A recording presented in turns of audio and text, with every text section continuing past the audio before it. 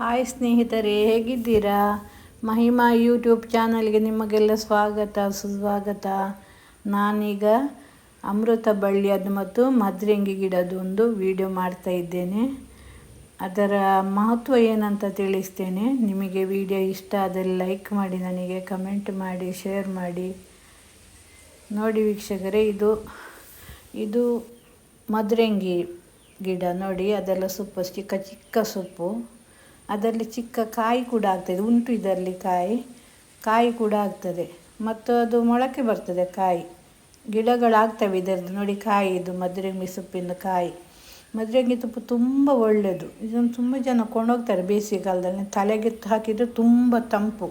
ಕೂದಲು ಕೂಡ ಇದನ್ನು ಹಾಕಿದರೆ ಕಪ್ಪಾಗ್ತದೆ ಅಂತ ಹೇಳ್ತಾರೆ. ಮದ್ರೆಂಗಿ ಸೊಪ್ಪನ್ನು ಕಡಿದು ಹಾಕಿದರೆ ಕೂದಲು ಕಪ್ಪಾಗ್ತದೆ ಅಂತ ಹೇಳಿದ್ದಾರೆ.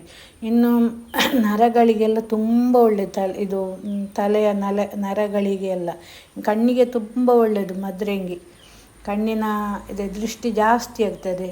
ಮತ್ತು ತಲೆಗೆ ಹಾಕಿದರೆ ಕಣ್ಣು ತುಂಬ ಕ್ಲೀನ್ ಆಗ್ತದೆ ನಮ್ಮದು. ತುಂಬ ಅದರಲ್ಲಿ ಒಂದು ಕಣ್ಣಿನಲ್ಲಿ ನೀರು ಬರೋದು ನಿಲ್ತದೆ. ತುಂಬ ಒಳ್ಳೆಯದು. ಈ ಮದ್ರೆಂಗಿ ಸೊಪ್ಪಿನಲ್ಲಿ ಒಳ್ಳೆ ಮದ್ದಿನ ಗುಣ ಉಂಟು. ಹಾಗೆಯೇ ಅಮೃತ ಬಳ್ಳಿ ಕೂಡ. ಅಮೃತ ಬಳ್ಳಿ ಹೆಸರಲ್ಲೇ ಉಂಟು ಅಮೃತ ಅಂತೇಳಿ. ಅಮೃತ ಬಳ್ಳಿ ಕಷಾಯ ಕೂಡ ಅಮೃತ ಕುಡಿದ ಹಾಗೆ ನೋಡಿ. ಇದರಲ್ಲಿ ಸೆಲ್ಸ್ಗಳು ಜಾಸ್ತಿ ಆಗ್ತವೆ ಇದನ್ನು ಕುಡಿದ್ರೆ. ನಮ್ಮ ದೇಹದಲ್ಲಿರುವ ಸೆಲ್ಸ್ಗಳು ಜಾಸ್ತಿ ಆಗ್ತವೆ.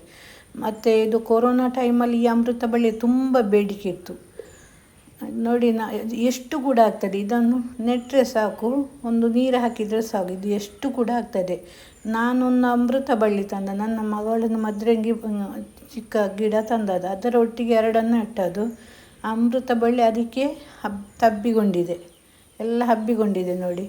ಅದನ್ನು ನಾವು ಕಟ್ ಮಾಡ್ತೇವೆ, ಅದು ಚಿಗುರ್ತದೆ. ಈಗ ಕಟ್ ಮಾಡಿದರೆ ಚಿಗುರಿದೆ ನೋಡಿ, ಎಲೆಗಳು ಬಂದಿವೆ.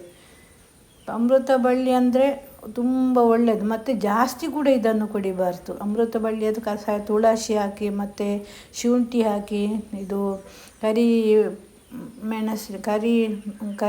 ಮೆಣಸಿನ ಪುಡಿ ಹಾಕಿ ಕುಡಿದ್ರೆ, ಕಷಾಯ ಮಾಡಿ ಕುಡಿದ್ರೆ ತುಂಬ ಒಳ್ಳೆಯದು. ಜಾಸ್ತಿ ಕೂಡ ಹಾಕಬಾರ್ದು. ಜಾಸ್ತಿ ಹಾಕಿದರೆ ಒಂದು ಮಿತಿ ಅಂತ ಉಂಟು ಅದಕ್ಕೆ, ಎಷ್ಟಂತ ಹೇಳಿ. ಈಗ ಜಾಸ್ತಿ ಎಲೆ ಹಾಕೋದು, 1-2-3 ಎಲೆ ಮಾತ್ರ ಹಾಕಬೇಕು ಕಷಾಯಕ್ಕೆ. ಜಾಸ್ತಿ ಹಾಕಿದರೂ ಕೂಡ ತೊಂದರೆ ಏನೇ. ಯಾವುದಾದ್ರೂ ಜಾಸ್ತಿ ಹಾಕಿದರೆ ಅಮೃತ ಕೂಡ ಜಾಸ್ತಿ ಕುಡಿದ್ರೆ ವಿಷ ಆಗ್ತದೆ ಅಂತ. ಹಾಗೆ ಇದು ಕೂಡ ಜಾಸ್ತಿ ಹಾಕಬಾರ್ದು. ಅಮೃತ ಬಳ್ಳಿಯದು ಕಾಂಡ ಆಗಲಿ ಮತ್ತು ಅದರ ಬೇರಾಗಲಿ ಅದರ ಎಲೆ ಜಾಸ್ತಿ ಅಂತ ಅದಕ್ಕೆ ಲೆಕ್ಕ ಉಂಟು, ಒಂದು ಮಿತಿ ಅಂತ ಉಂಟು, ಅಷ್ಟೇ ಹಾಕಬೇಕು. ಮತ್ತು ಕುಡಿದ್ರೆ ತುಂಬ ಒಳ್ಳೆಯದು. ಒಂದು ಶೀತ ಆಗುವಾಗ ಎಲ್ಲ 1 ವಾರಕ್ಕೊಮ್ಮೆ ಕುಡಿದ್ರೆ, 2 ಎಲೆ ಹಾಕಿ ಕಷಾಯ ಮಾಡಿ ಕುಡಿದ್ರೆ ತುಂಬ ಒಳ್ಳೆಯದು.